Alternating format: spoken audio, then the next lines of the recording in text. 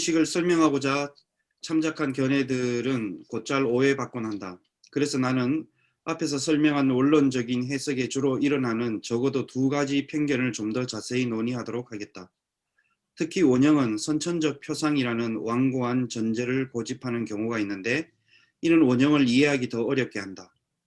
어떠한 생물학자도 각 개체가 자신의 일반적 행동 양식을 매번 새롭게 습득한다고는 생각하지 않을 것이다. 오히려 어떤 피리새가 자기 특유의 둥지를 만들 때 그것이 토끼가 아니라 피리새이기 때문에 그렇다는 것이 더 그럴싸한 생각이다. 이와 마찬가지로 인간이 하마의 행동 양식이나 다른 어떤 동물의 행동 양식이 아니라 인간 특유의 행동 양식을 가지고 태어난다는 것이 더 맞을 법하다. 인간 특유의 행동에는 새나 네 발 달린 동물과는 구별되는 인간의 신체 현상도 포함된다. 원형은 전형적인 행동 형식이며 의식화될 때 표상으로 나타난다. 의식 내용이 되는 모든 것은 그렇게 표상이 된다. 특징적 인간적 방식이 문제되기 때문에 지구 반대편에 사는 사람뿐만 아니라 고고학만이 우리와 연결 지어줄 수 있는 수천 년 전 사람에게서도 나타나는 정신적 형식들을 인간이라는 개체 속에서 확인할 수 있다는 것은 별로 놀라운 사실이 아니다. 여기서 중요한 얘기는 원형은 전형적인 행동 양식이며 의식화될 때 표상으로 나타난다. 이걸 잘 소화하시는 게 좋아요. 우리 어떤 행동위원들이 있는데 제가 옛날에 한번 말씀드린 적이 있는데 골프장에서 골프공이 잘못해서 날아가는 새한테 맞았을 때 그 새 무리가 행동하는 것을 보고 깜짝 놀래요. 그 병아리가 그 어미닭이 병아리를 이렇게 데리고 병아리하고 같이 있다가 뭐 다른 동물에 의해서 병아리가 위협받을 때 그 어미닭이 하는 행동 양식하고 거의 유사한데 또 이게 날짐승들이기 때문에 그 반응하는 게 아주 독특하게 다 소리를 지르면서 다 모여드는 거예요. 깜짝 놀란 적이 있어요. 그러니까 여기저기 나르던 새들이 갑자기 공에 의해서 동료 하나가 맞으니까 소리를 지르면서 다 모여들어서 방어망을 구축하는 것 같은 이런 행동을 보이는 거죠. 그러니까 무의식적으로 행동 양식이 어떤 상황이 되면 어떤 행동이 나오는데 그 행동 양식이 사람 다르고 동물 다르고 그리고 동물도 어떤 동물이냐에 따라 각각 다르겠죠. 물고기 다르고 날치좀 다르고. 그런데 이것이 이런 행동 양식은 타고나는 거죠. 그러니까 무슨 이럴 때는 이렇게 하라고 교육시키는 게 아니라는 얘기죠. 이미 인본인데 우리가 어떤 상황 속에서 우리가 어떻게 행동할지는 우리가 전혀 우리의 의식에 보통은 없죠. 그런데 어떤 상황이 되면 우리는 그냥 무의식적으로 행동한다고 그러죠. 근데 사람들이 무의식적으로 행동하는 게 거의 비슷해요. 놀랄 때 어떻게 행동하는지, 큰 기쁨이 있을 때 어떻게 행동하는지 이런 것들이 거의 사람이면 사람마다 각각 다르다고 할 수 있지만 그 기본 형식 자체, 양식 자체는 비슷하더라고요. 그래서 원시인이나 현대인이나 그 미국에 사는 사람이나 한국에 사는 사람이나 거의 비슷하다는 걸 여러분들이 느끼게 될 거예요. 근데 그것이 그런 행동 양식이 있는데 그 행동 양식이 의식에 이게 자기가 포착될 때는 그게 어떤 상으로 들어오겠죠.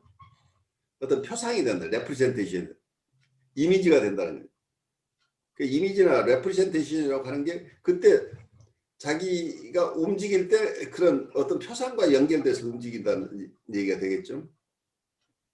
그래서 이런 것들이 이 표상이 이런 이미지가 어디서 오느냐. 이미지가 처음부터 결정되어 있는 이미지는 아닌데 어느 상황이 되면 그 이미지가 출현하는 거죠. 그런데 우리가 이걸 원형이라고 지금 부른다는 얘기죠. 아키타입이라고 하는 게. 이게 플라톤의 이데아 이론하고 같은 얘기라고 융은 설명을 해요. 우리가 사람이라고 할 때 사람의 원형이 있다고 보는 거예요. 이데아가. 초심리학적으로 플라톤이 개념화한 게 사람에는 원형이 있다. 그래서 우리가 실제 사람을 만날 때 우리는 그 원형에 의해서 사람을 인식한다. 이게 사람이라고 인식하는 건 이미 우리는 사람에 대한 형태를 가지고 있다는 얘기예요. 어떤 프레임이나 어떤 이미지나 레프레젠테이션을 가지고 있는데 그 형틀은 사람은 굉장히 다르잖아요. 어린아이를 만나기도 하고 어른을 만나기도 하고 다 그런데 어떤 이미지를 우리가 가질지는 구체적인 대상을 만날 때 어떤 이미지가 출현할지는 모르지만 공통되는 사람에 대한 형식이 있다. 이제 이렇게 굉장히 추상화예요. 그래서 하나의 사람에 대한 이미지나 아이디어가 있는데 이데아가 플라톤식으로 이데아가 있다고 얘기를 하고 여기서 융이 얘기하면 이 아키타입 사람에 대한 아키타입이 있다고 그 아키타입이 상황에 따라서 여러 모습으로 출현한다는 거예요. 그런데 그것은 거슬러 올라가면 다 하나의 원형에서 나왔다. 이제 이렇게 설명을 하고 있어요. 그래서 따라가기 쉽지 않은데 그렇게 이해해야만이 인식을 우리가 하는 것을 이해할 수 있다고 보는 거죠. 그래서 여러 현상들이 있는데 인류가 반응하는 것이 거의 비슷하고 인식하는 거나 반응하는 게 비슷하다고 한다면 거기에는 예를 들어서 남자, 여자, 소년, 노인 이런 원형들이 있을 것이다 라고 가정하는 거죠. 그래서 그 상을 어떠면은 우리가 대상을 만날 때 대상으로부터 우리가 대상을 보고 아 이게 사자다 아니면 이게 남자다 여자다고 하는 것 자체가 어떻게 그 남자 여자를 인식하냐 내가 이미 남자라는 상을 가지고 있어 그 투사를 기본으로 파악하는 것이다 이렇게 이해를 하는 거죠. 내한테 남자에 대한 상이 없다고 한다면 남자를 만났을 때 이 사람 이거 그냥 사람이라고 인식하는 이걸 남자를 어떻게 인식하냐.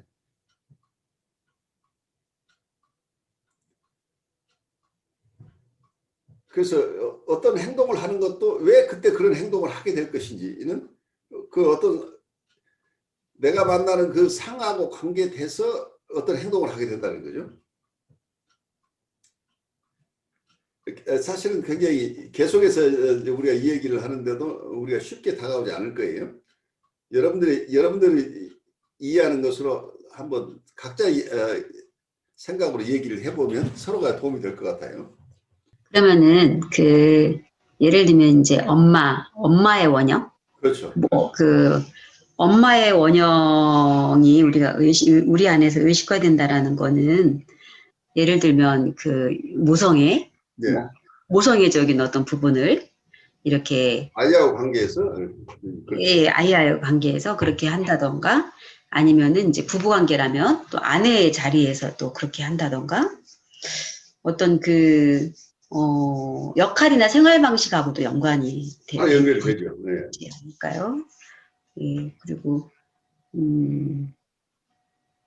네, 되게 모호하기도 하지만 또 알 듯 말 듯 하기도 한 것 같아요. 알 듯 말 듯 하기도 하는데 네. 그것이 없으면 결혼을 했는데 왜 남편에 대해서는 부인의 태도가 독특한 태도로 나오잖아요. 보통 그리고 남편은 또 여성을 대하는 게 거의 인류 공통의 어떤 태도들이 있다는 얘기예요. 물론 독특한 부분도 있지만 공통의 부분들이 있다고 한다면 그 남성 원형, 여성 원형에 대한 어떤 우리가 알지 못하는 무의식 속에 공통되는 부분이 있다는 얘기죠. 살 과정에서 배워서 하는 것보다 더 먼저 이렇게 선언적으로 그렇죠. 존재해 있는 어떤 그런 거. 그게 인본이라고 하는 부분이죠. 그러니까 원시인이나 현대인이나 어떤 위기 상황에 갔을 때 행동하는 게 같다고 봐야 된다는 얘기죠. 네. 뭐 결혼 제도라고 하는 건 그렇지만 어쨌든 뭐 남녀 간에 뭔가 조화를 이루고 왜 짝짓기 하는 거. 짝짓기를 한다던가 뭐 이런 것도 다. 그러니까 우리가 동물을 보면 동물이 그 암컷 수컷 간에 어떤 거기서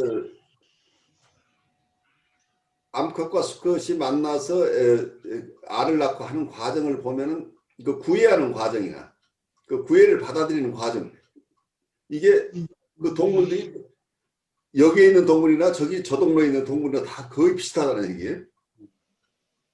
그 행동 양식이 똑같다는 얘기예요. 어쩌면 거의 이게 동물들은 우리처럼 교육이란 트레이닝이나 에듀케이션이라는 게 거의 전혀 없지는 않겠지만 인간하고 다르기 때문에 거의 원형적인 삶을 산다고 볼 수 있겠죠.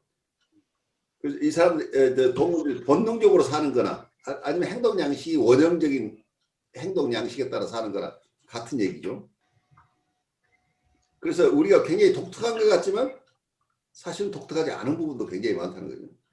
그래서 예를 우리가 들어서 인종차별 한다고 한다면 인종차별이라는 건 우리가 각각 어느 민족이 어떤 인종이 다른 인종에 대한 것만 있는 게 아니라 다 돌아보면 어느 민족에게나 인종차별적인 부분이 있잖아요. 자기 종족 말고 다른 종족에 대해서 가지는 어떤 배타적인 생각들이 항상 있어 온 거죠. 그건 아주 원시 부족 때부터 있지 않았을까 싶어요. 만약에 우리가 의식이 없는 상태에서 원형들에 대해서만 움직인다고 한다면 그것은 거기에 선악이 없어요. 옳고 그런 게 없다는 얘기죠. 그 결과가 어떻기 때문에 그 원형에 따라서 살아버리는 거죠. 그러니까 동물의 삶이 된다는 얘기예요. 근데 이게 굉장히 중요한 게 이 원형으로부터 오는 영향이 굉장히 큰데 그 원형을 일단 의식화하는 능력이 있으면 그 원형에 의해서 하는 행동이 수정될 가능성이 있다고 볼 수 있겠죠. 그래서 무의식의 의식화라는 게 굉장히 중요하다고 하는 게 이제 이런 거죠. 우리가 무의식대로 가만히 있으면 무의식대로 살아요. 아프리카의 엄청난 그 초원지대 수없이 많은 동물들이 어느 계절이 되면 이동해요. 이동할 때 거기에 있는 각 동물들은 수천 년 동안 비슷한 속도로 비슷한 모양으로 무리를 지어서 끊임없이 이동하는 거죠. 그리고 어떤 연어가 어디에 산란이 되면 대양을 따라서 어딘가를 계속해서 본능적으로 어딘가를 가서 또 알을 낳고 자기는 어느 지역에서 죽게 되고 이런 것들이 그 행동 양식을 개개의 연어에게 산란 시에 너는 이렇게 해서 태평양을 다녀와라 하고 지시를 하는 게 아닌데 알아서 움직인다는 얘기죠. 이게 이제 원형에 따라서 사는 삶이죠. 근데 우리 인간도 원시인들은 그렇게 살았을 거라고 우리가 추정이 되죠. 그러니까 거기에서는 자기의 삶을 지키기 위해서 수없이 많은 생존을 위한 살육도 있고 온갖 일들이 다 일어나겠지만 그것은 죄의식이나 이런 것하고 전혀 상관없이 동물적인 삶이다. 그냥 자연의 순환인 거죠. 의식이 없으면 우리는 자연의 일부인 거죠. 의식이 있는 순간 그때부터 여기서 셀프나 자아라는 개념이 생겨나겠죠. 그래서 우리가 무의식의 세계를 우리가 연구하면 할수록 중요한 것은 의식의 중요성이에요.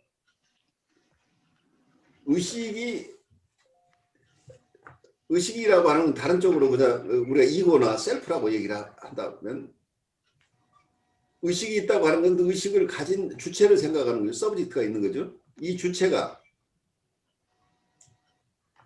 일관성 있는 주체가 있어야 돼. 통합된 주체가 있지 않으면 아까 동물들이 오늘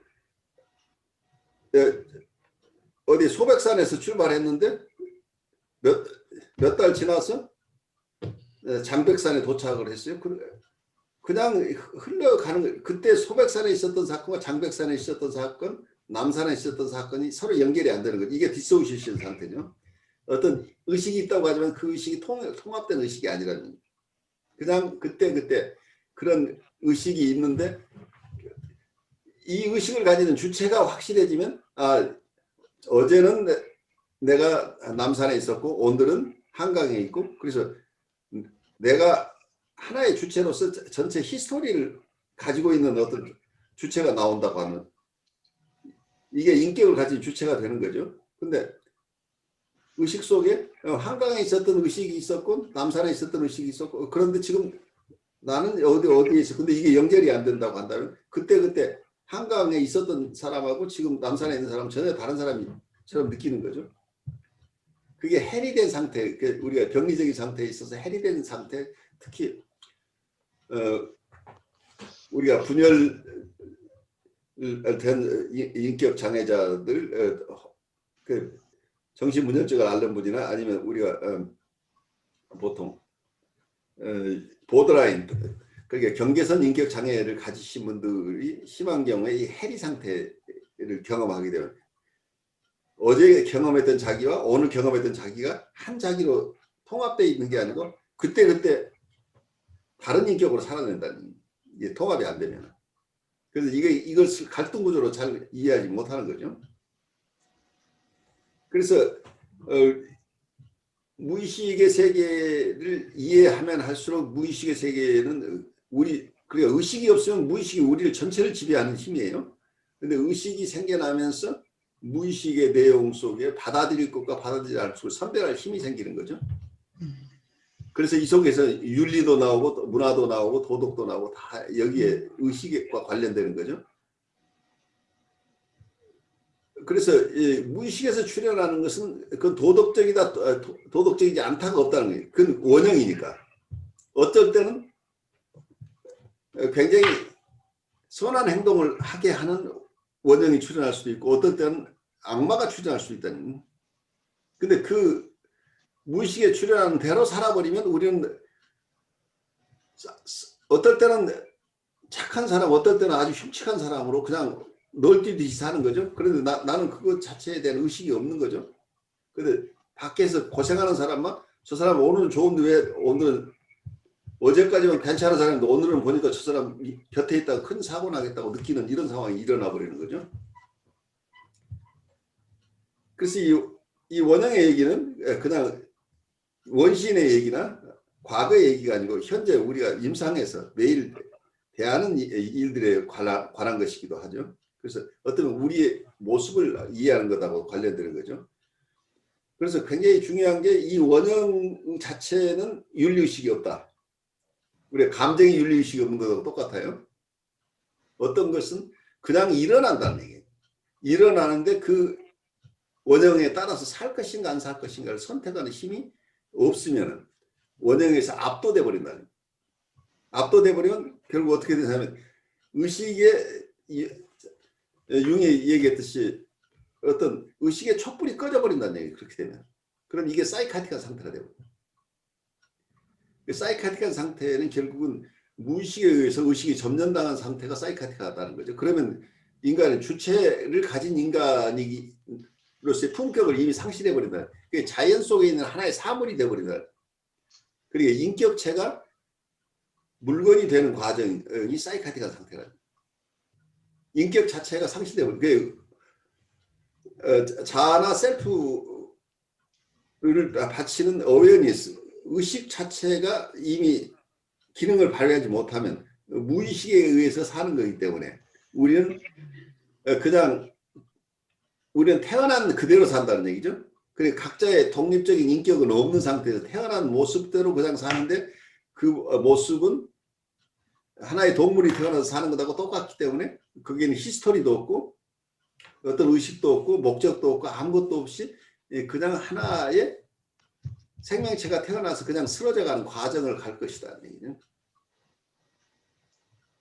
그런 것이 기본적으로 원형에 따른 사는 사람이기 때문에 원형을 너무 칭송하거나 비하하는 것은 맞지 않은 것.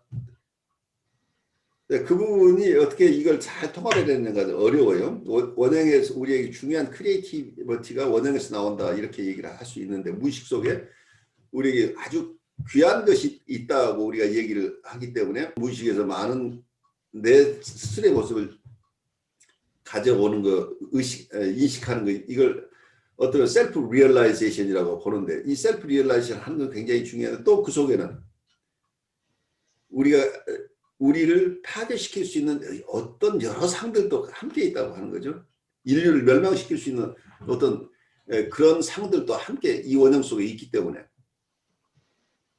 이걸 선별할 수 있는, 그래서 영적으로 얘기하면 디선먼트를 할 수 있느냐, 영적 식별이라, 영의 분별이라고 하는 거가 우리 정신분석에서 본다면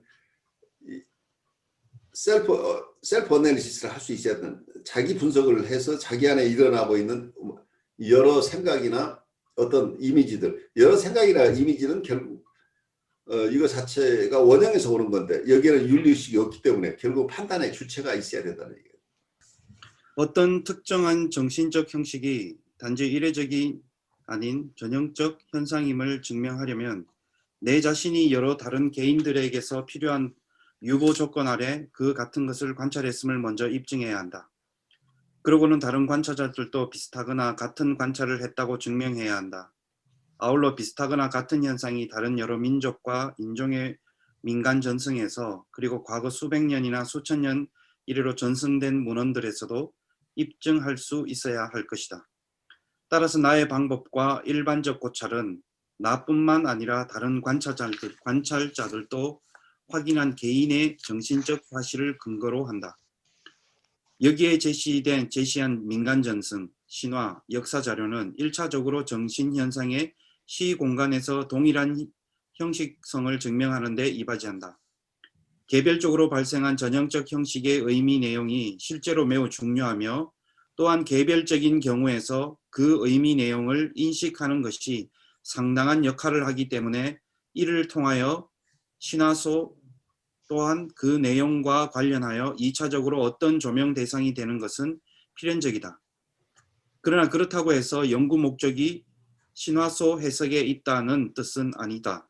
하지만 바로 이 관계에서 선입견이 폭넓게 지배하고 있는데 바로 무의식적 과정의 심리학이란 신화소를 해석하기 위한 어떤 철학이 아니냐는 선입견이다.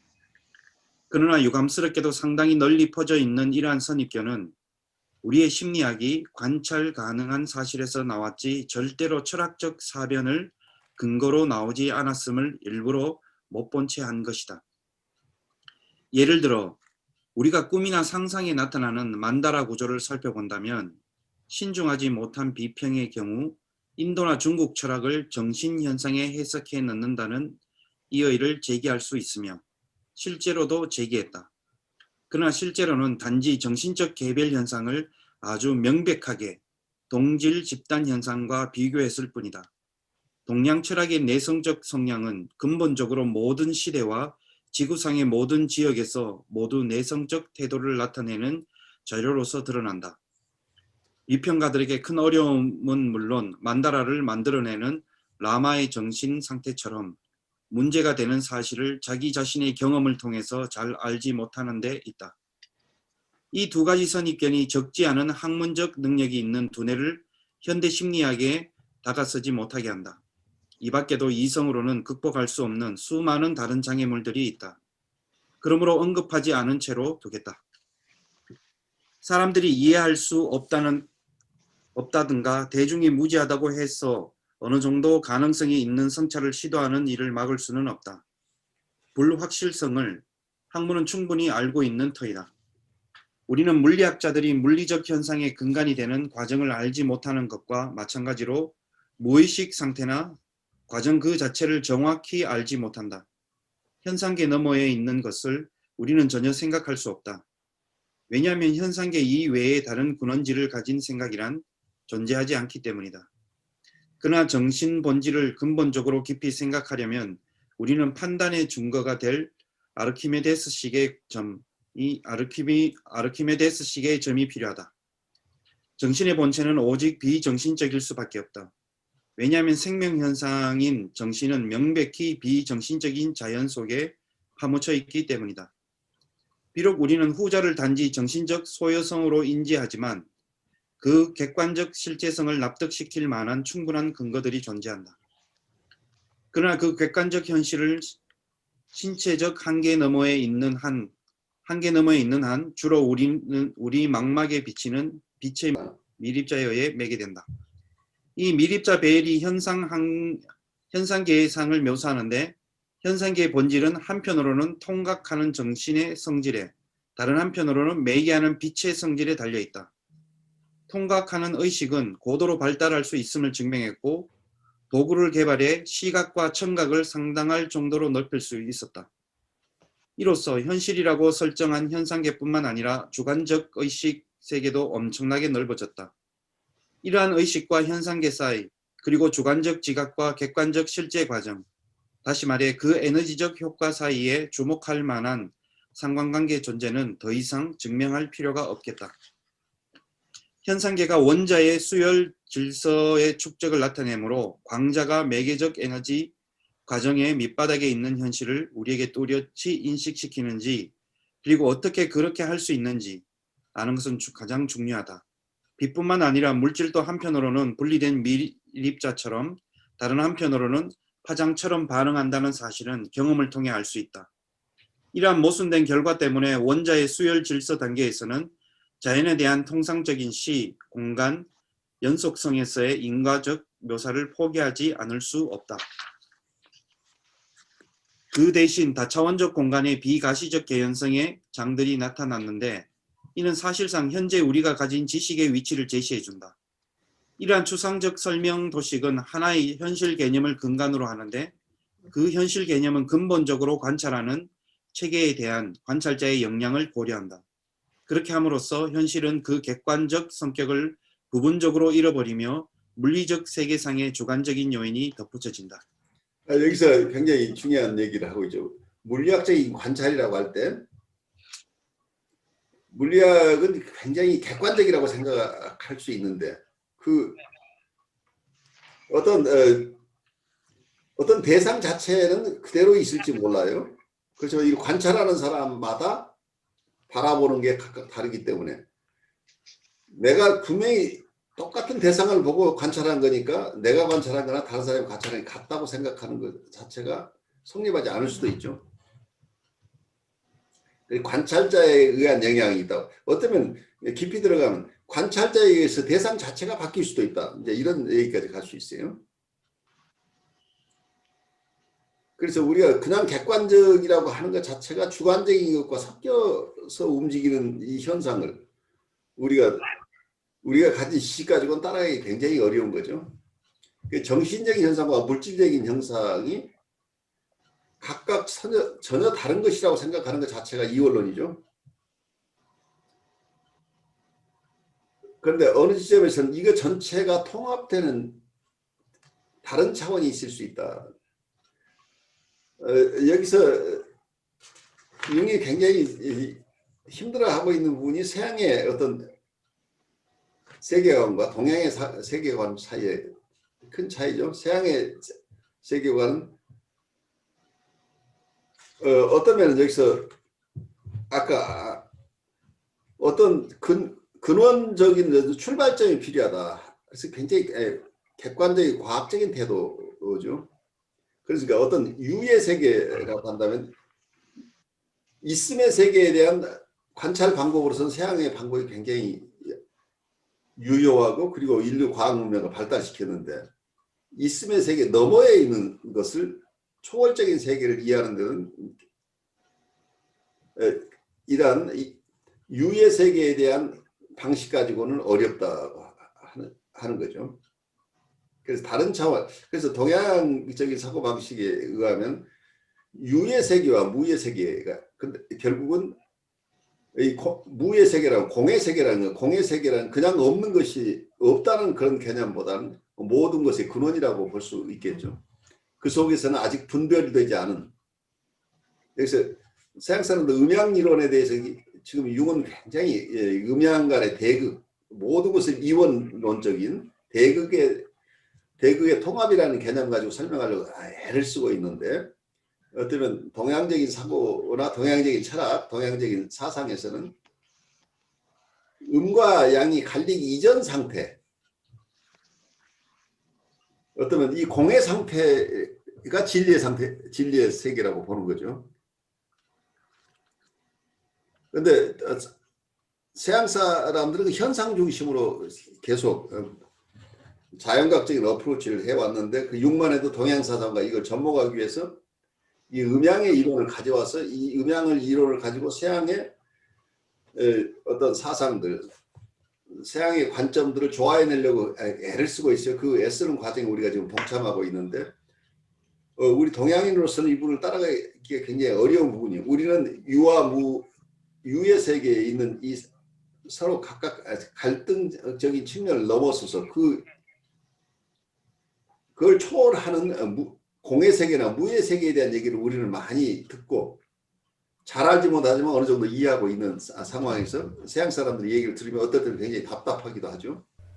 내가 이 세상을 살고 있지만 영원히 존재하는 내가 없다는 불교적인 관점에서 본다면 나는 내 신체를 만들어내는 여러 가지 물질이 일시적으로 모여 있어 하나의 내 형상을 하고 있지만 어느 순간에는 이게 다 해체돼서 없어지고 나를 만들었던 그 요소들은 또 다시 여러 가지 인과를 만들어내면서 또 다른 모습으로 또 태어난다. 이런 현상들 요새 산에 가보면 미국 산에는 엄청나게 많은 나무들이 서 있는데 그 나무들이 쓰러져요. 한쪽에서는 한쪽에 쓰러지면 쓰러져 있는 나무는 그대로 방치하고 있으면 그 쓰러진 곳에서 또 다른 나무가 생겨나죠. 그래서 계속해서 개체로 봐서는 사멸하는데 전체 이 숲의 입장에서는 숲은 그대로 계속 살아있는 거죠. 그래서 이 삶과 죽음을 어느 관점으로 보느냐에 따라서 이 숲은 계속해서 살아있는 거라고 얘기할 수 있고 이 지금 수명을 다한 그 개개의 나무 입장에서는 자기는 죽었어요. 그래서 이제 이런 현상들을 어떻게 이해할 것이냐 하는데 우리가 보통 우리가 이해하는 유의 세계에 대한 이해를 서양 사람들이 굉장히 잘하고 있는데 유와 우리가 세계를 인식하는 것은 어때요? 아까 얘기대로 이 세상이 있다고 이해하는 것은 우리의 의식이 생기는 순간이죠. 우리가 의식이 있기 전에 이 세상은 없잖아요. 그래서 세상은 내 의식의 소산이라고 얘기할 수도 있겠죠. 어떻게 보면 그 동양이 사물을 대하는 인식의 방법과 그리고 또 서양의 이제 인식의 방법, 여기서 이제 물리학을 이제 융이 이야기를 했는데 어떻게 보면 그 동양에서 주는 어떤 철학이나 어떤 사람에 대한 사물을 인식하는 방법이 사물 자체를 있는 그대로 바라보고 그걸 전체를 인식한다 한 덩어리로 전체로 인식한다면 어떤 이 서양에서 주는 어떤 이런 관점, 물리학적 관점은 그 전체 속의 관계 속에서 오고 가는 보이지 않는 어떤 에너지, 밀입자, 또 어떤 이런 집에 어떤 이런 당겨지는 어떤 힘, 이런 것들 속에 디테일하게 분석해서 뭔가를 증명하려고 하다 보니까 좀 더 근원적인 어떤 그런 부분에 대해서 이거를 어떻게 보면 우리 좀 더 원상 아니면 무의식에 접근하는 부분에 있어서 접근할 수 있는 어떤 그들이 또 그냥 지나칠 수밖에 발견하지 못하는 어떤 그런 차이가 아닌가 한번 생각해보는. 미분 적분을 배우면 미분이라고 하는 건 계속 나눠 나가는 거죠. 근데 이렇게 잘 나눠 나가면 우리가 눈에 보이지 않는 것을 잘 이해할 수 있지만 결국은 적분을 또 배워야 이걸 통합해내잖아요. 미분과 적분은 두 가지가 다 필요한 건데 미분 분석적인 측면에는 서양 사람들이 상당히 능한 부분인데 이걸 통합해내는 능력은 동양 사람들이 있지 않나 싶어요. 그래서 미분과 적분이 다 합쳐야 수학이 되는 것처럼 어떤 서양적인 이런 분석적인 어프로치와 동양에서 사람들이 동양 분들이 능한 어떤 통합해내는 능력, 전체를 파악하는 능력. 그래서 이 부분의 어떤 원리들도 중요하지만 그 전체를 흐르고 있는 원리나 그 통합성을 인식하는 능력을 우리가 갖는 것은 동양 쪽이 더 잘 발달하지 않았냐 싶어요. 그래서 우리가 융 공부를 이렇게 애쓰고 있지만 융만으로서는 우리가 해답을 다 얻지 못할 거예요. 그래서 우리가 앞으로도 관심 가지고 우리 동양적인 것들 속에서 또 우리는 특히 영성적인 거나 분석적인 것을 공부하기 때문에 융이 애썼던 부분을 우리 동양인 입장에서 동양적인 어떤 자양을 가진 우리가 오히려 이쪽에 공부하는 게 더 적합할지도 모르겠어요. 용방식으로 가면은 반드시 막힐 수밖에 없는 어떤 영역들을 뛰어넘을 수 있는 지혜는 우리가 동양에서 결국 구해야 되지 않을까 싶어요. 왜냐하면 융이 동양을 공부했다고 해서 서양의 많은 것을 공부하고 남은 시간에 동양을 공부했는데 융이 자기 한 사람의 삶 속에서 공부한 내용 가지고 어쩌면 동양의 수천 년의 그 지혜를 다 자기 안에 소화할 수는 없었을 거예요. 그리고 특히 동양의 지혜는 참선이나 이런 쪽에 언어를 통한 이해가 아니라 사물을 직관하는 그런 쪽에 깊은 성찰을 통해서 이루어지고 그런 어떤 수행의 과정을 통해서만 이 지혜를 얻을 수 있다고 보는데 이 수행의 과정까지 들어가는 분은 아니기 때문에 동양 사람들이 체득하고 있는 어떤 깊은 원리들, 어떤 동양 사람들이 이해하는 공의 세계나 어떤 우리 주자학의 세계는 이기 이원론을 쓰는 이의 세계, 이런 세계들을 깊이 문자로는 이해할지 모르지만 체험적으로 이해하신 분은 아닐 것으로 보여요. 그래서 이제 그런 부분에 대해서는 우리들이 좀 더 공부를 해야 되지 않을까 싶어요. 원자 수열 질서 과정에 대한 통계적 규칙성 적용에 놀랄 만한 일치하는 것이 심리학에도 있다. 그것은 심리학의 의식의 기초를 연구할 때 곧 의식적 과정이 생각할 수 없을 정도로 희미해지고 의식 내용에 배열하는 영향을 주는 작용만을 확인할 수 있을 때까지의 의식 과정을 추적에 들어갈 때 그렇다. 이 작용을 연구하면 그 작용이 무의식의 즉 객관적 현실에서 나온다는 특이한 사실을 발견하는데 그것은 또한 동시에 주관적 현실처럼 곧 마치 의식성처럼 반응한다. 무의식의 작용이 근간을 이루는 현실은 또한 관찰하는 주체를 포함하기 때문에 상상할 수 없는 성질이 있다.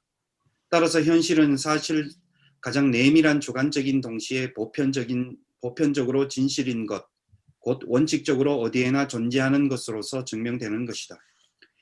이것은 개인적 성질의 의식 내용에는 전혀 해당되지 않는다. 비전문인의 오성이 언제나 정신적 표성과 결부시키는 일과성, 임의성, 모성과 일회성은 의식에만 해당되고 절대적 무의식에는 해당되지 않는다. 따라서 양이 아니고 오직 질적으로 규정되는 무의식의 작용 단위, 곧 이른바 원형에는 사람들이 확실하게 정신적이라고 묘사할 수 없는 성질이 있다. 나는 순수한 심리학적 숙고로 오직 정신적이기만 한 성질을 의심하기에 이르렀지만 심리학은 물리학의 성과 때문에 단지 정신적이기만 한 원형의 전제 조건을 수정하지 않을 수 없음을 알게 되었다. 즉 물리학은 원자 수열 질서 단계에서 객관적 현실의 전제 조건으로 되어 있으며 이러한 조건에서만 만족할 만한 해석 도식이 가능하다는 결론을 먼저 심리학에 내놓았기 때문이다. 이것은 한편으로 물리적 세계상에 부착된 주관적 요인을 뜻하는 동시에 다른 한편으로 정신을 설명하는 데 없어서는 안 될 정신과 객관적 공간, 즉 시간, 연속과의 필연적 결합을 뜻한다. 물리적 연속을 상상하기 쉽지 않은 것처럼 필연적으로 주어진 그 연속의 정신적 측면 역시 직관하기 어렵다. 그러나 정신과 물리적 연속과의 상대적 또는 부분적 동일성은 이론적으로 매우 중요하다. 왜냐하면 그 동일성은 물리적 세계와 정신적 세계 사이의 표면상 불가측성을 극복한다는 점에서 엄청난 단순화를 뜻하기 때문이다. 물론 일목요연한 방법으로 하지 않고 물리적 측면에서는 수학적 비유로 심리학적 측면에서는 경험에서 유도된 요건, 곧 원형으로 극복한다. 원형의 내용은 만약 있다 하더라도 상상할 수는 없다. 원형은 관찰과 경험을 통해 비로소 나타난다. 곧 원형은 표상들을 배열하면서 나타나며 표상들은 그때마다 무의식적으로 일어나고 그래서 언제나 나중에야 비로소 인식된다. 원형은 현상계에서 유래함이 분명한 표상 자료를 동화하며 이로써 가시화되고 정신적이 된다. 따라서 원형은 우선 단지 정신적인 양으로 인식되며 유클리드 공간을 우리가 직접 인식하는 물리적 현상으로 기반으로 삼는 것 같은 원리로서 파악된다. 정신현상에 대한 최소 광도의 설명은 비로소 원형의 비정신적 측면이 있으리라는 가정을 하게 된다. 이러한 결론의 근거는 동시성 현상이 제공한다. 동시성 현상은 무의식 요소들의 활동과 연관되어 있고 사람들이 지금까지 텔레파시 등으로 이해하거나 배척해왔다. 그러나 회의론은 당연히 존재하는 사실에 적용할 것이 아니라 옳지 않은 이론에만 적용해야 한다. 선입견 없는 관찰자라면 누구도 동시성 현상을 부인할 수 없을 것이다.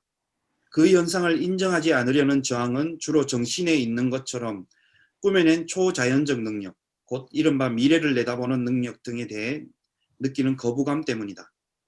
동시성 현상의 다양하고 혼란스러운 측면은 내가 지금까지 확인한 바에 따르면 정신적으로 상대적인 공간, 시간, 연속체를 받아들이면 완전히 해명된다. 어떤 정신 내용이 의식의 문턱을 넘어서면 동시적 주변 현상이 사라진다. 시간과 공간은 통상적인 절대적 성격을 취하고 의식은 다시 주관성 안에 고립된다. 물리학에서 알려진 상호 보충이라는 개념으로 이해할 만한 경우 가운데 하나다. 무의식적 내용이 의식으로 넘어가면 동시성적 징후가 멈추고 반대로 주체가 무의식적 상태로 옮겨감에 따라 동시성적 현상을 불러일으킬 수 있다. 이와 같은 상호 보충 관계는 임상 경험에서 잘 알려지고 흔한 증례에서 관찰되는데 이들에서는 상응하는 무의식 내용을 의식할 경우에 특정한 임상적 증상이 사라진다. 다 아는 바와 같이 평소에는 의지에서 완전히 벗어나 있는 몇몇 정신 신체 현상을 체면, 다시 말해 의식의 제약을 통해 불러낼 수 있다. 파울리는 여기서 나타나는 보충 관계를 물리적 측면에서 다음과 같이 기술한다. 어떤 지식을 얻고 어떤 것을 잃을 것인가, 또는 쉽게 말해 A를 측정하고 B를 망가뜨릴지, 아니면 A를 망가뜨리고 B를 측정할지는 실험자의 자유로운 선택에 맡겨져 있다. 그러나 어떤 것도 잃지 않은 채 오로지 지식을 획득하기만 하는 것은 재량권 밖이다. 이것은 특히 물리학적 관점과 심리학적 관점의 관계에 해당된다. 물리학은 양과 상호 간의 관계를 규정하지만 심리학은 그 어떤 양도 잴 수 없는 질만을 규정할 수 있다. 그런데도 두 학문은 서로 의미 있게 근접하는 개념에 이른다. 심리적, 물리적 설명의 유사성은 이미 마이어가 논문 현대물리학, 현대심리학에서 제시하였다. 마이어는 두 학문은 수많은 기간 동안 분리된 작업에서 관찰과 그에 적합한 사고체계를 쌓아왔다. 두 학문은 비슷한 근본 성격을 지닌 어떤 경계에서 마주쳤다. 조사 대상과 감각과 인식기관이 있는 인간, 그리고 그 확대, 곧 측정기구와 측정법, 확대는 뗄 수 없는 상호관계에 있다. 이는 물리학뿐만 아니라 심리학에 있는 상호 보충이다. 마이어는 물리학과 심리학 사이에는 심지어 진정하고 올바른 보충 관계가 있다고 말한다. 우연의 일치에 불과하다는 비과학적 변명에서 일단 벗어날 수만 있다면 문제의 현상이 절대로 드물지 않고 비교적 자주 발생하는 일임을 알 수 있을 것이다. 이 상황은 확률 이상의 라인의 실험 결과와 전적으로 일치한다. 정신은 절대로 임의성과 우연으로 이루어진 혼돈이 아니라 자연과학적 방법으로 탐구할 수 있는 객관적 사실이다. 어떤 징후들은 정신과정이 생리적 기초와 에너지적 연관이 있음을 보여준다. 문제가 객관적 사건인 만큼 에너지 과정 말고 어떤 것으로도 해석할 수 없다. 다시 말해 우리는 비록 정신과정을 측정할 수는 없지만 지각될 수 있는 정신에 의해 영향을 준 변화의 사실을 에너지 현상 이외의 것으로 파악하는 데는 성공하지 못할 것이다. 이로써 물리학자들이 몹시 불쾌할 만한 상황이 심리학자들에게 생긴다. 심리학자는 측정할 만한 것을 손에 들고 있지 않은 채 에너지에 관해 말하고 게다가 에너지 개념은 수학적으로 정확히 정의된 크기를 나타낸 정신적인 것에 그대로 적용할 수도 없다. 역학 에너지 공식 N은 질량과 속도라는 요소가 있는데 우리가 보기에 이 둘은 경험적 정신의 본체와 비교할 수 없는 것처럼 보인다. 그런데도 심리학이 시몬의 효능을 표현하려고 고유의 에너지 개념을 적용하고자 할 때는 당연히 수물리학 공식을 쓰지 않고 다만 유추를 적용할 뿐이다. 그러나 이러한 유추는 원래 물리적 에너지 개념이 발달되어 나온 더 오래된 견해이기도 하다. 왜냐하면 물리적 에너지 개념은 과학에 수학적으로 정의되지 않은 에너르게이아 사용에 기인하기 때문이다. 에너르게이아는 궁극적으로 비상한 영향력이라는 원시적 또는 태고적 견해로 거슬러 올라가기 때문이다. 이것이 이른바 만화 개념으로 멜라네시아에 국한되지 않고 네덜란드령인 인도와 아프리카 동부 해안에 존재하며 부분적으로는 라틴어 누멘 즉 신성력의 또 부분적으로는 게니우스 보호신 예를 들어 지니어스 로직에도 이어 그 어감이 남아있다. 현대의학 심리학에서 리비도라는 용어를 쓴 것은 원시적 만화와 놀랄 만한 정신적 연관성이다. 그러므로 이러한 원형적 견해는 절대로 단지 원시적인 것에 지나지 않는 것이 아니고 물리적 에너지 개념과는 양적이 아니라 주로 질적이라는 점에서 구별된다. 정확한 양 측정 대신에 심리학에서는 강도를 어림잡아 정하게 되는데 그 목적으로 감정 기능을 쓴다. 심리학에서 감정 기능은 물리학의 측량 자리를 대신한다. 정신의 강도와 그 도수 차이는 양적인 특성을 가리키지만 객관적 관찰이나 측정은 할 수 없다. 심리학적 확인은 본질적으로 질적인 것이지만 아울러 잠재적인 물리적 에너지론을 갖고 있다. 왜냐하면 정신현상에서도 특정한 양적 측면을 찾아볼 수 있기 때문이다. 이 양적인 것들을 어떤 식으로 측정할 수 있다면 정신은 에너지 공식을 적용할 수 있는 공간에서 움직이는 어떤 것으로 나타나야 한다. 다시 말해서 질량과 에너지가 똑같은 본질이므로 정신이 공간에 확인할 수 있는 효과가 있다면 정신은 질량과 속도에 적합한 개념일 것이다. 다른 말로 표현하자면 정신은 움직이는 질량이라고 표현할 만한 측면이 있어야 한다. 만일 우리가 물리적 정신현상과 관련해서 바로 예정 조화설을 주장하지 않으려면 물리적 정신적 현상은 상호작용일 수밖에 없을 것이다. 그러나 이 후자의 가설은 물질을 어떤 식으로든 접촉하는 정신, 그리고 반대로 잠재적 정신을 수반한 물질을 촉구하고 현대 물리학은 조만간 이 같은 명제에 관한 설명을 내놓을 것이다. 이와 연관해서 나는 초감각적 현상의 존재를 떠올리지 않을 수 없다. 초감각적 현상의 실제성의 가치를 인정하는 사람은 오직 그런 현상을 스스로 충분히 관찰할 기회가 있던 사람들 뿐이다. 지금까지 이러한 고찰이 옳다면 정신의 본질에 관한 심각한 파문을 일으킬 만한 결론이 나올 수 있을 듯하다. 이때 정신의 객관성은 단지 생리학적이고 생물학적인 현상일 뿐만 아니라 물리학적인 현상과도 연관되어 있을 것이며 그것도 핵물리학 현상과 가장 많은 연관을 맺을 듯 싶다. 내가 설명에서 분명히 제시한 것처럼 여기서 문제 삼은 것은 어떤 유사성을 확인하는 일이지 유사성을 가지고 어떤 연관성을 증명하여 결론을 이끌어내는 것이 아니다. 현대 물리학적 그리고 심리학적 인식 상황으로는 어떤 기본적 고찰의 유사성을 확인하는 것으로 족하다. 그러나 둘 사이에 있는 유사성은 강조해도 될 만큼 충분히 의미가 있다. 이 챕터에 굉장히 도전적인 내용을 담고 있죠. 이 속에는.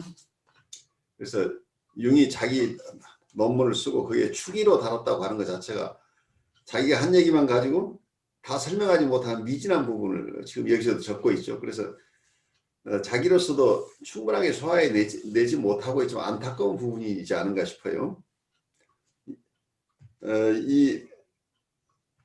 뭔가 정신의 세계와 물질의 세계, 이분은 그 대극이라는 개념으로 파악을 하고 있는데 메타와 스피릿이라고 하는 것 자체가 이분법으로만 볼 것이냐 하는. 근데 굉장히 유사한 게 있다는, 전혀 다른 것으로 파악을 하고 서양 사람들 전혀 다른 것으로 보고 있는데 그 속에 굉장히 유사한 것도 있고 경우에 따라서는 물질적인 것과 스피리추얼한 것들이 함께 섞여서 서로 영향을 주고 받는 것도 있어 보인다. 그래서 여기 동시성의 이론이나 초감각적인 어떤 현상들에 대해서 융은 굉장히 그걸 어떤 식으로든 그걸 잘 설명해내려고 굉장히 애를 쓰는 사람이에요. 그래서 과학적이라고 인정하지 않는 여러 영역들까지를 융은 연구의 대상으로 삼아서 유사과학이라고 생각하는 것들을 과학적인 관점으로 보려고 굉장히 애를 쓰고 있고, 그래서 궁극적으로 본다면 물질적인 것과 정신적인 것을 통합하는 통합 이론을 만들어내고 싶어 하고 있죠. 이게 한편 또 이해가 될 만한 게 있는데 용어가 조금 평소에 자주 입에서 언급 안 해서 조금 그럴 수도 있는데, 그 신학에 보면 교수님 그 요즘 어떤 그 사도신경적인 고백 속에 midnight이다라는 그 한 단어를 가지고 네. 신학하고 또 이 양자 물리학하고 여기서 이제 언급하고 있는 그 역학 구조라든지 우주 이론과 연관시켜서 그것을 이제 그 어떤 믿는다는 관점과 개념을 이제 설명하는 어떤 신학자들도 있고, 그걸 가지고 지금 어떤 신앙적이라든가 신적인 개념이라든지 어떤 이런 믿는다는 구조를 어떤 양자 물리학을 가지고 이론을 가져와서 그걸 가지고 이제 설명하면서 이제 그 접근성을 일치성이라든지 상호 보완적인 관계를 융이 이야기한 것처럼 그렇게 또 이야기하고도 있거든요. 그렇죠. 그러니까 융의 개념을 발달시켜서 여러 곳에 적용하려고 하는 움직임이 굉장히 많죠. 그래서 서로 상반된 동양의 사상과 서양의 사상이 상반된다고 보지 않고 이걸 서로 보완적인 개념으로 끌고 가서 전체적으로 파악하려고 하는 노력은 전체적으로는 동의가 되는 부분이죠. 너무 물질은 물질이고 우리의 어떤 영적 현상이나 정신적인 현상은 별개라고만 칠 수 없이 영적이나 정신적인 현상이 곧 물질하고 상호 관계가 속에서 이루어진다고 하는 그 부분은 좀 더 연구가 깊어지면 깊어질수록 입증돼 나가지 않을까 싶어요. 근데 구체적으로 어느 정도 연관이 돼 있고 어떻게 영향을 주고받는지 하는 것에까지 이르기는 서구의 인과론적인 접근만 가지고는 한계에 있지 않을까 싶어요. 인과라는 얘기는 결국은 유의 세계죠. 있는 것의 세계인데 동양에서 바라보고 있는 건 유의 세계를 넘어 있는 무국의 세계, 어떤 공의 세계, 이런 쪽에서 통합해내는 이런 개념들을 서양인들이 수용해내기는 굉장히 어렵겠죠. 이 추기의 내용 속에서 이분이 끊임없이 얘기하라고 하는 물리학자들, 그 당시에 유명했던 물리학자들하고 융이 많이 교류를 해요. 그래서 서로 본인들이 물리학 쪽에서 여기서 특히 파울리라고 하는 분 얘기 나오죠. 파울리 교수와 교류가 많았던 것으로 보여요. 그래서 그분이 연구한 것, 물리학 쪽에서 연구한 것과 융이 심리학 쪽에서 연구한 것들이 너무 비슷한 현상들이 많다. 그래서 그렇지만 이걸 정말 통합해내는 통일 원리까지 가지는 못했지만 비슷한 현상이 있다는 것을 사람들이 납득시키는 것까지도 힘겨운 일이죠, 사실은. 그래서 동시성의 원리라는 얘기는 그 당시부터 해오고 있지만 지금도 많은 사람들이 납득하지 않는 사람이 납득한 사람도 더 많겠죠. 이걸 그런 식으로 신비적인 입장에서 이해하는 거를 많은 사람들이 그냥 자연스럽게 받아들이기는 어렵겠죠. 근데 현실적으로는 어떤 동시성의 원리들을 많은 사람이 경험했다고 그러지만 우리는 훈련되기를 서구적으로 자연과학적으로 설명할 수 없는 것은 미신이다. 이렇게 돼 있어서 혼란스러운 거죠. 이제 서 목사님은 이제 신학을 오래 했으니까 이 동서양 쪽에서 가지고 있는 개념들이 신학적인 어떤 이해를 하는데 어떻게 작용하고 있는지, 그래서 같은 성서를 공부할 때도 동양인이 접근한 것과 서양인이 접근한 것이 꽤 다를 수 있을 텐데 그런 부분에서 어떻게 느낀 게 있으면 좀 나눠주시면 좋겠어요. 뭐 일단 한국의 어떤 그 신학이라는 자체가 어떻게 대부분이 보면 미국의 영향을 많이 받아가지고 뭐 어떤 뭐 근본적인 어떤 신학이라든지 어떤 그런 쪽에 어떤 많이 영향을 받았지만 근데 현대 뭐 저도 뭐 그렇게 그 신학에 대해서 막 지금 연구하고 있는 그런 건 아니지만 오히려 봤을 때 여기 융이 이야기하고 있는 어떤 이런 과학의 접근이라든지 이런 것과의 관계성, 그리고 또 지금 잘은 모르지만 그 개신교 신학 같은 경우는 아직까지 그 출발이 늦는데 이미 카톨릭 신학 쪽에서는 오래전부터 과학과 신앙의 대화를 이미 오래전부터 이제 해왔기 때문에 그 한스 퀸이라는 신학자는 판덴베르그를 이런 분들은 전부 다 이런 분들도 이 뭐 양자 물리학이라든지 여러 가지 이런 부분으로서 또 이 과학과 신학의 어떤 관계점, 그리고 그것들을 통해서 전체로 바라보는 것들을 대화성을 시도해 갖고 거기서 함께 보완해가고 공통점 유사성을 찾아가면서 그거를 계속 끊임없이 이제 대화성을 찾아서 가고 있는데 이미 그게 이제 전체적인 이미 이제 보편화된 상황인 것 같고, 그 대신 어떻게 보면 우리 한국적인 관점에서 보면 그런 부분에 대해서 많이 이제 연구하시고 뭐 이야기하시는 분들도 많지만 개별적인 부분에서 봤을 때 거기에 대해서는 많이 거부하는 그런 부분들도 많고 어떤 그런 것들도 있는 것 같습니다. 어쩌면 신앙을 받아들이는 것도 그렇고 각자의 심성의 출발점이 다르기 때문에, 그리고 어떤 토양에서 우리가 각자가 포메이션 되어 왔는가, 어떻게 양성되어 왔는가에 따라서 접근하는 것 다를 것으로 보여요. 그리고 특히 정서적인 부분도 토양에 따라서 굉장히 많이 다르겠죠. 하지만 그 원형이라고 하는 부분은 세계 공통이기 때문에 그 원형적인 현상들, 신앙도 그 가장 원형적인 현상 중에 신앙을 우리가 넣을 수 있겠죠. 그래서 그 부분에 대한 접근이 정서적으로 다르고 또 접근 방법이 동시에 다를 수 있는데, 이걸 어떻게 서로가 각자가 가진 어프로치를 존중하면서 또 자기 것을 버리지 않으면서 다른 쪽의 접근 방법을 수용하느냐 하는 것은 어떤 궁극적으로 이걸 통합해내는 거죠. 그래서 우리는 어떤 끊임없이 통합해내고 싶은 욕구들을 가지고 있는데, 융이 애쓰고 있는 거나 우리 마음속에 우리도 모두가 어떤 분열을 경험하고 있죠. 해리된 상태죠. 동양적인 어떤 정서 속에서 동양적인 지혜를 몸에 습득한 부분도 있지만 또 한쪽에서는 서양의 자연과학적인 방법론에 의해서 세뇌되어 있는 부분이 있어서 우리 안에서 갈등 구조가 계속 남아 있는 거죠.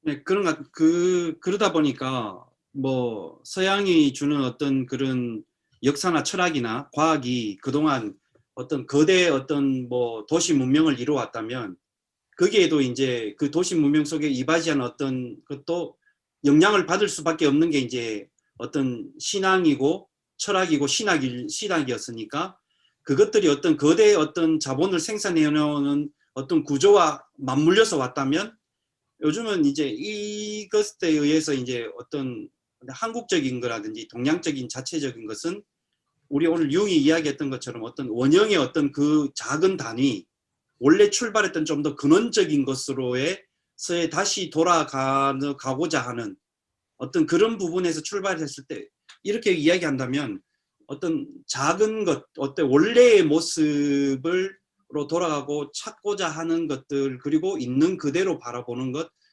어떻게 보면 그게 가장 어떻게 보면 한국적이거나 동양적인 어떤 사상이나 철학이나 신학적인 어떤 백그라운드 같거든. 토속 철학, 토속 신학, 이렇게 이야기할 수 있겠죠. 그렇죠.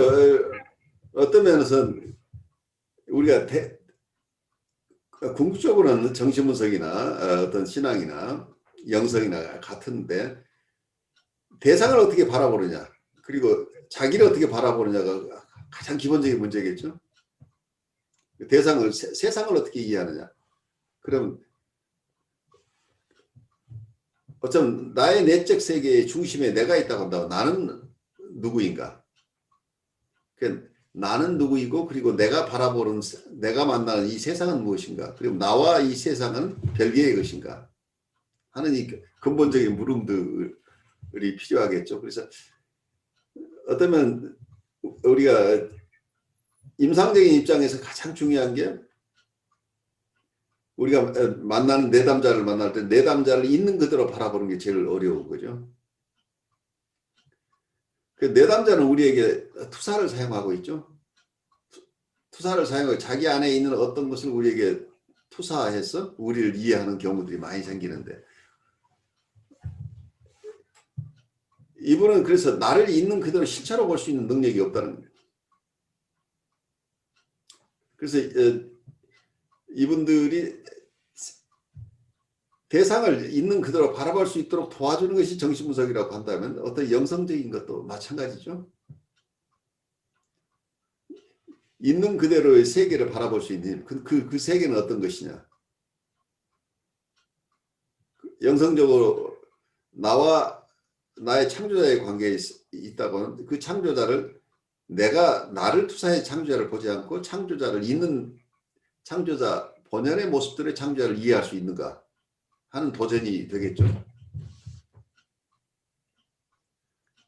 요즘 계속 화두가 되는 게 만약에 오늘 이런 뭐 완전 다 이게 완벽하다고 말할 수 없지만 그 불교적인 어떤 의미도 접근할 수 있고 또 다른 종교적인 의미에서 다 이야기 그걸 떠나가지고 어떤 우리 한국적인 심성이나 동양이 주는 심성에서 주는 게 문제로 인식하지 않고 그냥 그 자체로 바라보고 그냥 바라보라는 거지. 그래서 그걸 왜 굳이 꼭 문제라고 인식하고 그래서 제가 금방 떠오른 게 뭐냐면 아까 교수님 설명하실 때 그게 이제 대표적으로 뭔가를 카테고리를 프레임을 만들어서 이제 거기에 대해서 분석하고 진단해서 문제적인 결론을 내는 게 저는 순간 그게 뭐냐 대표적인 예가 DSM-4나 DSM-5라고 생각했거든요. 그렇죠. 네. 예. 근데 그 DSM-4나 5에서 이야기하는 진단하는 어떤 질병이라든지 정신적인 문제가 결국은 어떤 동양적인 어떤 입장에서 봤을 때는 그거를 그냥 그대로 두고 바라보라는 거예요. 어떻게 쉽게 보면 동양 철학이라든지 여러 가지 부분에 봐서 네. 다는 그렇게 다 따를 수는 없는 거지만 심각성을 떠나 뭐 거기에 대해서 진짜 치료를 하고 접근을 하고 분석을 해야 되지만 굳이 분석하고 파고 들어가지고 세세하게 만들어서 그걸 해체시켜 버렸을 때 오히려 인간의 원형이 더 파괴되지 않나 그런 부분들. 쉽지 않은 부분이에요. 그래서 네. 그걸 하나의 보조 수단으로 사용하는 건 좋은데 그냥 분석만 해가지고 될 부분이냐. 그래서 통합적인 입장을 견지하지 않으면 어렵지 않을까 거죠. 그래서 어쩌면 그 해석적인 접근을 우리가 뉴라틱한 수준에 있는 사람들은 해석적인 접근이 되지만 사이카틱하거나 보드라인 레벨에 있는 분들은 해석적인 접근이 안 되는 이유가 그거죠. 이분들을 해체해서 이게 하나하나 분석해 주게 되면 이분들 입장에서는 그게 오히려 인격 통합이 아니라 인격 분열 쪽으로 가버릴 가능성이 있는 거죠. 그래서 치료 기법으로서도 이 사람을 있는 그대로 우선 수용하고 받아들여주는 과정이 굉장히 중요하다는 겁니다. 이 사람 지금 분석이 중요한 게 아니고 이 사람을 공감해주고 정서적으로 커뮤니케이션 하면서 이 사람을 있는 그대로 수용해주는 어떤 대상이 먼저 돼줘야 그 뒤에 이 사람 안에 있는 내적 치유력을 통해서 자기 스스로 자기를 돌보는 그런 과정을 가도록 도와줘요. 그래서 간접적인 도움을 줘야 된다고 보는데 그래서 모던 사이코애널리시스에서 기본 개념은 그 얘기죠. 내담자 안에 있는 힐링 파워를 존중하라는 게. 그래서 이걸 우리가 직접적으로 다이렉트리 치료하겠다고 하는 것은 이 사람을 파괴할 가능성이 있다. 그래서 여러분들 시계가 잘 지금 가지 않고 있어요. 그렇다고 여러분 제주도 없는데 시계 분해해가지고 나중에 다시 분해해놓고 다시 이걸 조립할 수 있는 사람은 기술자예요. 요즘 경험들 못 하시겠지만 옛날에는 시계라는 게 한국에서는 굉장히 중요한 것이었어요. 초기에. 그래서 시계는 그 당시 개념으로는 꼭 분해 소재를 해줘야 된다고 생각해요. 그래서 정기적으로 뭐 몇 개월에 한 번씩 이걸 전부 분해해가지고 다시 그때 뭐 알코올이나 이런 것으로 닦아내고 이랬던 것 같아요. 그래서 다시 깔끔하게 제자리로 돌려놓는 분해했다가 조립하는 과정을 거쳐야 시계 수명이 연장됐던 시절이 있어요. 그러니까 어떻게 지금 사람이 기능하다가 어느 부분이 지금 잘 기능이 안 되고 있을 때 시간이 잘 안 맞는 것하고 지금 똑같은 상황이 일어나는 거죠. 사이카틱하거나 보드라인 내버린 어떤 상황이 되면. 그런데 이걸 서양식으로 얘기하면 이걸 이제 분해해야 되는 거죠. 분해해서 조립하는 이 과정을 거치는 게 지금 서양적인 방법이라고 볼 수 있겠죠. 근데 이분들은 그렇게 분해하거나 뉴라틱한 수준에 있는 분들은 이게 가능한데 정신증이나 경계선 레벨에 있는 사람들은 분해하는 순간 다시 맞출 수가 없는 거죠. 재조립이 불가능하다는 얘기예요. 그래서 함부로 분해하지 말라고 하는 게 현대정신분석의 입장이에요. 그게 좀 납득이 가시나요? 분해해놓고 나서 되돌리기가 굉장히 어렵다는 얘기예요. 그래서 굉장히 서로 엉뚱한 얘기 같지만 대상을 있는 그대로 바라본다고 하는 그 산은 산이요 물은 물이요 하는 태도 속에는 굉장히 깊은 영성들이 들어가 있는데 대상이 그게 공이기도 하지만 또 그것은 나하고 상관없이 저건 고유한 것이라고 하는 또 개념이 있죠. 그래서 내가 투사해서 만들어낸 대상이 아니라 있는 그대로의 대상을 볼 수 있는 힘이 있는 거예요. 우리 대상관계 사람들의 많은 오해가 결국은 사람을 이해할 때 자기가 가지고 있는 관념을 투사해서 그 투사에 의해서 저 사람은 이래야 되는데 하고 자기의 기대치를 섞어서 상대방에 대한 비판의 기준을 만들면서 그 사람과 관계가 좋아졌다 나빠졌다 내 안에 일어나는 마음의 변화를 저 사람은 알지도 못하고 있을 수도 있어요. 근데 각자 안에서 여러 판단이 오고 갈 수 있는 거죠. 그래서 객관적인 것과 주관적인 것을 어떻게 잘 이해하고 그리고 그 상호관계를 이해하는가 하는 것이 우리 삶의 과정 속에서 계속되는 도전이겠죠. 그래서 전 우주적인 입장에서 어떤 동양의 세계는 도라고 하는 것, 이 도가 어떤 것인가 하는 쪽에서 그리고 어떤 공의 세계, 무의 세계와 유의 세계가 공존하는데 이것을 어떻게 이해할 것인가. 그래서 어떤 원리의 세계가 있지만 그 원리가 실제 현상으로 드러나는 부분. 그런데 현상만 보고 바라보면서 이해하려고 하면 그것 자체가 굉장히 다양한 모습이기 때문에 이걸 통합해서 이해할 수 없는데 결국은 현상 너머에 있는 그 원리를 바라볼 수 있어야 된다. 그 원리는 이 현상계로 본다면 그건 그냥 공이죠. 현상이 아닌 어떤 원리이기 때문에. 그래서 융의 얘기를 통해서 우리가 융 자체를 우리가 이해하는 것도 굉장히 중요하지만 우리 각자가 우리 스스로에 대한 우리가 가지고 있는 도전들, 우리가 통합해가는 과정, 우리 각자가 많은 어떤 갈등 구조 속에 있죠. 우리가 통합해내지 못하고 있는 여러 부분들. 그래 우리가 태어나면서부터 지금까지 살아오면서 여러 요소들을 만나고 여러 문화를 만나면서 이렇게 살고 있는데 특히 우리 미국에 와 있는 우리 서목사님 같으면 동양권의 삶 속에 있다가 서양권의 삶 속에서 서양의 문화, 종교를 함께 접해야 되는 상황이니까 도전들이 굉장히 크죠. 우리 남사님도 선교사로서 오래 파송돼 있었기 때문에 그 체험이 지금 굉장히 많으신 거죠. 그래서 지금 한국에 살지만 동서양을 통합해내야 될 필요성은 우리 각자가 가지고 있어요. 그래서 어쩌면 우리 ICC에서 우리 같이 공부하는 우리가 가장 어떤 전면에 있다고 보여요. 융입이 통합해내지 않고 못 견뎌내는 부분을 우리 각자가 가지고 있다는 거죠. 우리가 우리 스스로 안에 있는 여러 갈등 구조, 각각 다른 소스에서 오는 우리의 어떤 태도들이 있죠. 각자의 문화권에서 우리에게 요구하는 어떤 우리의 행동 유형들이 있는데 그 문화권에서 오는 영향들을 우리가 어떻게 식별해내고 그 전체적인 통합적인 시야를 가지고 우리 인격이 아까 해리되거나 분열된 인격이 아니고 통합된 인격으로 살아가려고 한다면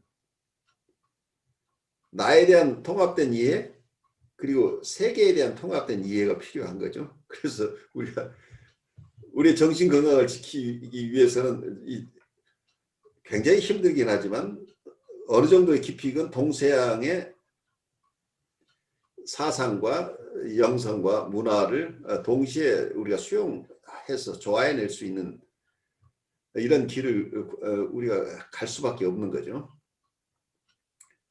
오늘 얘기 들으면서 우리 남선생님은 어떤 생각하고 있는지 잠깐 나눠보시죠. 원형이라는 거가 감정처럼 좋고 나쁜 게 없고 도구여서 어떻게 쓰느냐에 따라서 바로 그거죠. 다르잖아요. 네. 그러니까 이제 성경에도 사도 바울이 우리의 어떤 영은 육체의 그러니까 죄의 도구로도 쓰일 수 있고 그 선한 그 생명의 도구로도 쓰일 수 있다라고 얘기한 것처럼 그래서 이 아이 같은 경우는 정말 너무나 파워풀하게 이렇게 아주 부정적인 파괴적인 어떤 그런 그 원형이라는 거가 그렇게 파워풀하게 이렇게 쓰인 면도 있는 것 같아요. 그래서 참 그래도 그 또 반대편에 있는 그 뭐라 그럴까 그 대극을 이루는 또 다른 그 그러니까 원형. 빛과 그림자니까. 네네네네. 그래서 빛의 영역에 있는 그런 것들을 정말 잘 살려서 그 교수님 말씀하신 것 같이 모든 것 그 안개 모든 어두운 연기 같은 것을 걷어내고 정말 있는 모습 그대로 아이가 자기를 들여다보고 대상을 보고 세상을 바라볼 수 있을 때까지 그런 것들을 근데 누군가가 그 네. 아이를 있는 그대로 바라봐주는 존재가 먼저 필요한 거예요. 네. 자기가 자기를 그렇게 보기 전에 그러니까 아이가 세계를 이해하기 전에 엄마의 눈을 통해서 엄마가 이 아이를 통합해 줘야 된다는 얘기예요. 네네. 그래야만이 엄마의 통합되게 하는 기능을 네네. 아이가 가져가서 자기 스스로 자기를 통합해내게 된다는 얘기예요. 그러니까 누군가가 먼저 필요하다는 그래서 엄마의 존재가 필요합니다. 여러분들이 상담사들이나 영적 지도자들 역할이 굉장히 중요하다고 봐요. 이 사람의 인격을 통합해내주는 어떤 대상이 우리가 된다고 한다면 이건 엄청난 역할이죠. 이 사람 스스로는 자기를 통합해내지 못하고 있는데 누군가가 이걸 통합해내주는 분하고 같이 있는 사이에 그 통합하는 기능을 자기 것으로 가져가면 이 사람의 새로운 셀프가 형성될 가능성이 있다. 그래서 여러 학자들은 각각 다른 용어로 얘기를 하지만 그냥 제가 제 식으로 얘기를 해본다면 결국 부모가 특히 어머니가 바라봐주는 이 사람의 인격, 이 사람에 대한 이 아이는 어떤 아이라고 하는 그 애정어린 눈으로 바라보는지 아니면 뭔가 공격적인 시선을 가지고 아이를 바라보는 것인지에 따라서 이 아이는 자기를 사랑하는 사람일 수도 있고 자기를 미워하는 사람이 될 수도 있다고 보여요. 그래서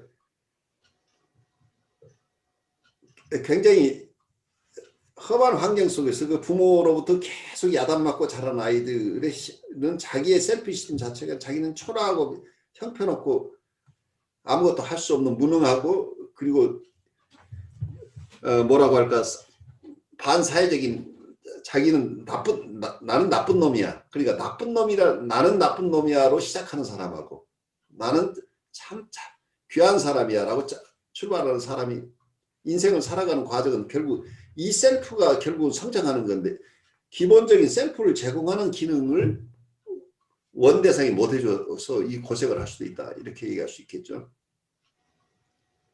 그래서 원형을 우리 인류의 원천적인 것으로 가져올 수도 있지만 조금 나는 좁혀서 지금 내 삶 속에서 만났던 최초의 대상과의 관계에서 내 또 다른 원형이 형성된다고 보여요. 그래서 그 새로운 이분들이 처음 만났던 대상에서 충분히 받지 못했던 귀한 자기의 모습, 이게 어떤 여기서 융식으로 얘기하면 하나의 이미지죠. 자기의 이미지, 자기의 상, 이 귀중한 삶, 귀한 상을 여러분들이 선물할 수 있느냐가 관건일 거예요.